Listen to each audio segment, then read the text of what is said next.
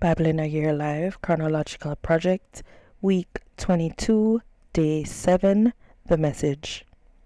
Naaman was general of the army under the king of Aram.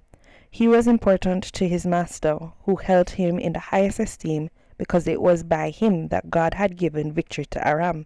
A truly great man, but afflicted with a grievous skin disease. It so happened that Aram, on one of its raiding expeditions against Israel, captured a young girl who became a maid to Naaman's wife. One day she said to her mistress, "Oh, if only my master could meet the prophet of Samaria, he would be healed of his skin disease." Naaman went straight to his master and reported what the girl from Israel had said. "Well then, go," said the king of Aram, "and I'll send a letter of introduction to the king of Israel." So he went off, taking with him about 750 pounds of silver, 150 pounds of gold, and 10 sets of clothes. Naaman delivered the letter to the king of Israel. The letter read, "When you get this letter, you'll know that I've personally sent my servant Naaman to you. Heal him of his skin disease." When the king of Israel read the letter, he was terribly upset. Ripping his robe to pieces, he said, "Am I a god with the power to bring death or life, that I get orders to heal this man from his disease? What's going on here? The king's trying to pick a fight, that's what." Elisha, the man of God, heard what had happened, that the king of Israel was so distressed that he'd ripped his robe to shreds. He sent word to the king, "Why are you so upset, ripping your robe like this? Send him to me, so he'll learn that there's a prophet in Israel." So Naaman with his horses and chariots arrived in style and stopped at Elisha's door. Elisha sent out a servant to meet him with this message, "Go to the river Jordan and immerse yourself 7 times. Your skin will be healed and you will be as good as new." Naaman lost his temper. He spun around saying, "I thought he'd personally come out and meet me, call on the name of God, wave his hand over the diseased spot and get rid of the disease. The Damascus River, Abana, and Harfar are cleaner by far than any of the rivers in Israel. Why not bathe in them? I'd at least get clean." He stumped off, mad as a hornet. But his servants caught up with him and said, "Father, if the prophet had asked you to do something hard and heroic, wouldn't you have done it? So why not this simple wash and be clean?" So he did it. He went down and immersed himself in the Jordan 7 times, following the orders of the holy man. His skin was healed. It was like the skin of a little baby. He was as good as new. He then went back to the holy man. He and his entourage stood before him and said, "I now know beyond a shadow of a doubt that there is no God anywhere on earth other than the God of Israel. In gratitude, let me give you a gift." "As God lives," Elisha replied, "the God whom I serve, I'll take nothing from you." Naaman tried his best to get him to take something, but he wouldn't do it. "If you won't take anything," said Naaman, "let me ask you something. Give me a load of dirt, as much as a team of donkeys can carry, because I'm never again going to worship any god other than God. But there's one thing for which I need God's pardon. When my master, leaning on my arm, enters the shrine of Rimmon and worships there, and I'm with him there worshipping Rimmon, may you see to it that God forgive me for this." Elisha said, "Everything will be all right. Go in peace." But he hadn't gone far when Gehazi, servant of Elisha, the holy man, said to himself, "My master has let this Aramean Naaman slip through his fingers without so much as a thank you. By the living God, I'm going after him to get something or other from him." And Gehazi took off after Naaman. Naaman saw him running after him and jumped down from his chariot to greet him. "Is something wrong?" "Nothing's wrong, but something's come up. My master sent me to tell you. 2 young men just showed up from the hill country of Ephraim, brothers from the guilds of the prophets. Supply their needs with a gift of 75 pounds of silver and a couple of sets of clothes." Naaman said, "Of course. How about 150 pounds? Naaman insisted. He tied up the money in 2 sacks and gave him the 2 sets of clothes. He even gave him 2 servants to carry the gifts back with him. When they got to the fort on the hill, Gehazi took the gifts from the servants, stored them inside, then sent the servants back. He returned and stood before his master. Elisha said, "So what have you been up to, Gehazi?" "Nothing much," he said. Elisha said, Didn't you know I was with you in spirit when that man stepped down from his chariot to greet you? Tell me, is this a time to look after yourself, lining your pockets with gifts? Naaman's skin disease will now infect you and your family with no relief in sight." Gehazi walked away, his skin flaky and white like snow. One day, the guild of prophets came to Elisha and said, "You can see that this place where we're living under your leadership is getting cramped. We have no elbow room.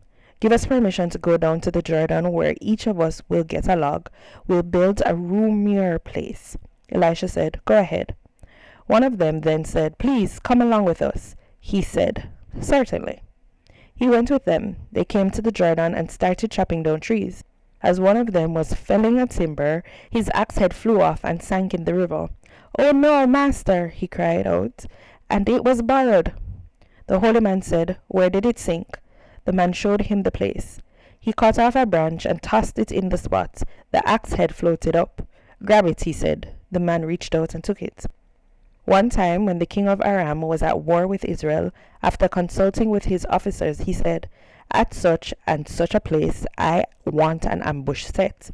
The holy man sent a messenger to the king of Israel, "Watch out when you're passing this place, because Aram has set an ambush there." So the king of Israel sent word concerning the place of which the holy man had warned him. This kind of thing happened all the time. The king of Aram was furious over all this. He called his officers together and said, "Tell me, who is leaking information to the king of Israel? Who is a spy in our ranks?" But one of his men said, "No, my master, dear king. It's not any of us. It's Elisha the prophet in Israel. He tells the king of Israel everything you say, even what you whisper in your bedroom." The king said, "Go and find out where he is. I'll send someone and capture him." The report came, "He's in Dothan." Then he dispatched horses and chariots, an impressive fighting force. They came by night and surrounded the city. Early in the morning, a servant of the holy man got up and went out. Surprise! Horses and chariots surrounding the city. The young man exclaimed, "Oh, master, what shall we do?" He said, "Don't worry about it. There are more on our side than on their side." Then Elisha prayed, "Oh God, open his eyes and let him see." The eyes of the young man were opened, and he saw. A wonder, the whole mountainside full of horses and chariots of fire surrounded Elisha. When the Arameans attacked, Elisha prayed to God, "Strike these people blind." And God struck them blind, just as Elisha said. Then Elisha called out to them, "Not that way, not this city. Follow me, and I'll lead you to the man you're looking for." And he led them into Samaria. As they entered the city, Elisha prayed, "Oh God, open their eyes so they can see where they are." God opened their eyes. They looked around. They were trapped in Samaria. When the king of Israel saw them, he said to Elisha, "Father, shall I massacre the lot?" "Not on your life," said Elisha. "You didn't lift up a hand to capture them, and now you're going to kill them? No, sir. Make a feast for them and send them back to their master." So he prepared a huge feast for them. After they ate and drank their fill, he dismissed them. Then they returned home to their master. The raiding bands of Aram didn't bother Israel anymore. At a later time, Ben-Hadad, king of Aram, pulled together his troops and launched a siege on Samaria. This brought on a terrible famine, so bad that food prices soared astronomically. 80 shekels for a donkey's head, 5 shekels for a bowl of field greens. One day the king of Israel was walking along the city wall. A woman cried out, "Help, your majesty." He answered, "If God won't help you, where on earth can I go for help? To the granary? To the dairy?" The king continued, "Tell me your story." She said, "This woman came to me and said, 'Give up your son and we'll have him for today's supper. Tomorrow we'll eat my son.' So we cooked my son and ate him. The next day I told her, 'Your turn. Bring your son so we can have him for supper.' But she had hidden her son away." When the king heard the woman's story, he ripped apart his robe. Since he was walking on the city wall, everyone saw that next to his skin he was wearing coarse burlap.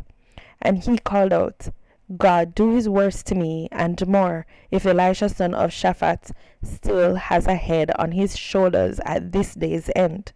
Elisha was sitting at home, the elders sitting with him. The king had already dispatched an executioner, but before the man arrived, Elisha spoke to the elders. "Do you know that this murderer has just now sent a man to take off my head? Look, when the executioner arrives, shut the door and lock it. Don't I even now hear the footsteps of his master behind him? While he was giving his instructions, the king showed up, accusing, "This trouble is directly from God, and what's next? I'm fed up with God." Elisha said, "Listen, God's word. The famine's over. This time tomorrow food will be plentiful, a handful of meal for a shekel, 2 handfuls of grain for a shekel. The market at the city gate will be buzzing." The attendant on whom the king leaned for support said to the holy man, "You expect us to believe that? Trap doors opening in the sky and food tumbling out?" "You'll watch it with your own eyes," he said, "but you will not eat so much as a mouthful." It happened that 4 lepers were sitting just outside the city gate. They said to one another, "What are we doing sitting here at death's door?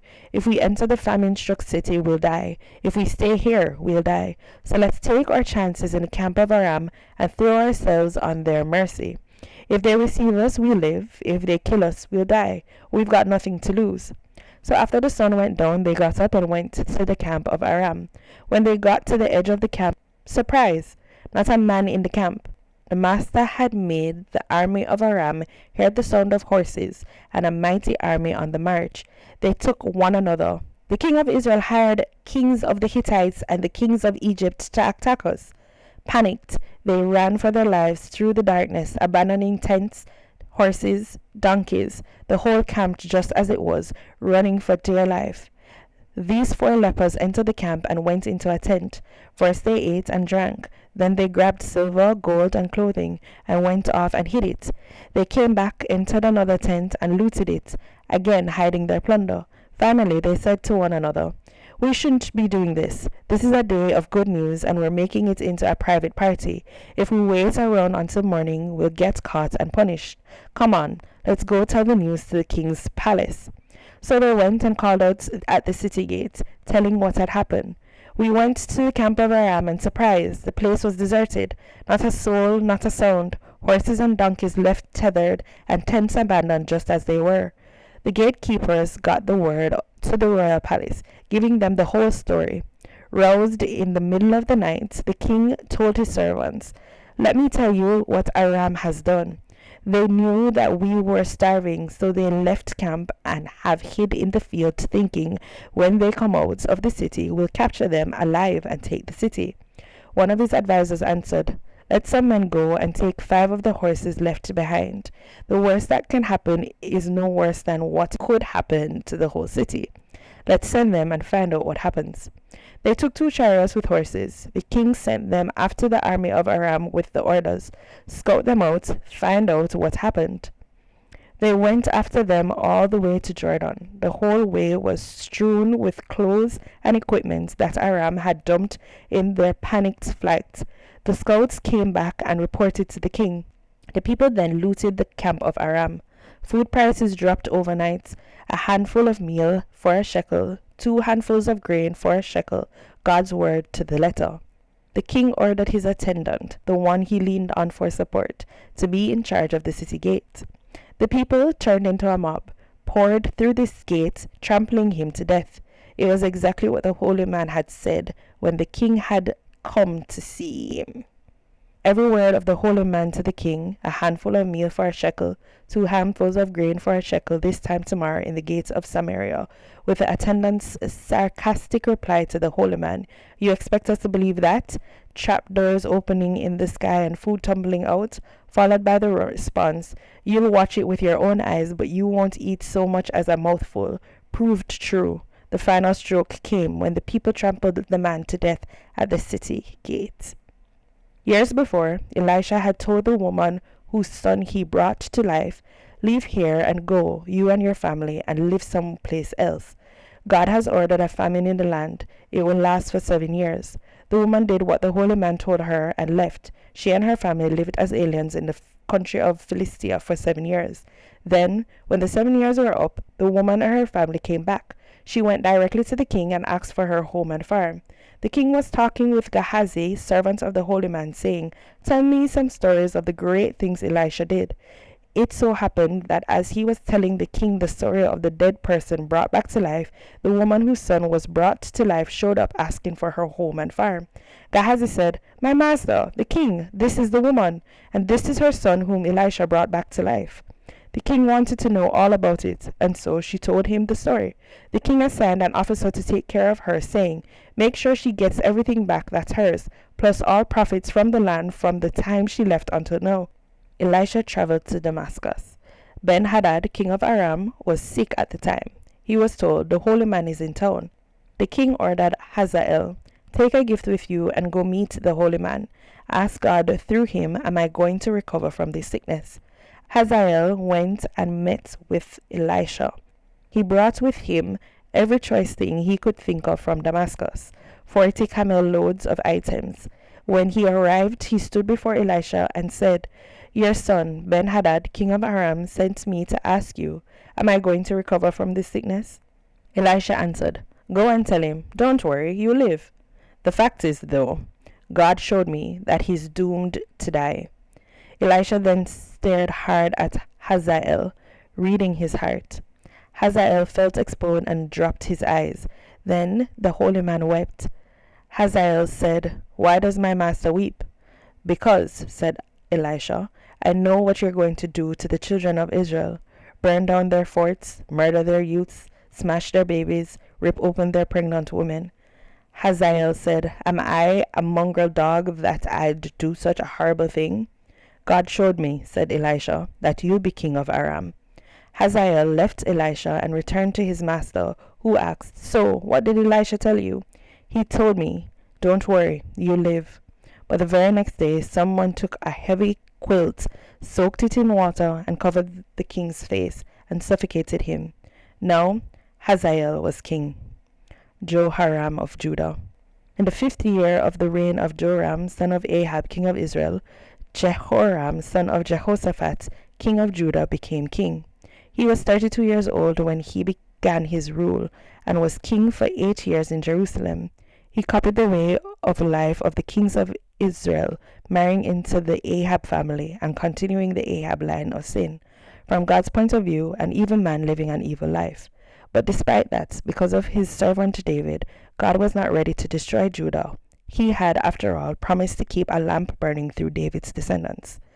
During Jehoram's reign, Edom revolted against Judah's rule and set up their own king. Jehoram responded by taking his army of chariots to Zair. Edom surrounded him, but in the middle of the night, he and his charioteers broke through the lines and hit Edom hard, but his infantry deserted him. Edom continues in revolt against Judah right up to the present. Even little Libnah revolted at that time. The rest of the life and the times of Jehoram, the record of his rule, is written in the Chronicles of the Kings of Judah. Jehoram died and was buried in the family grave in the city of David. His son Ahaziah succeeded him as king. Ahaziah of Judah.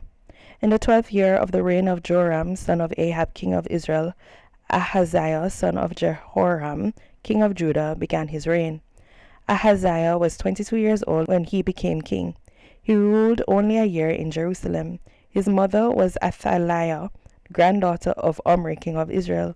He lived and ruled just like the Ahab family had done, continuing the same evil in God's sight line of sin, related by both marriage and sin to the Ahab clan. He joined Joram, son of Ahab, king of Israel, in a war against Hazael, king of Aram, at Ramoth Gilead.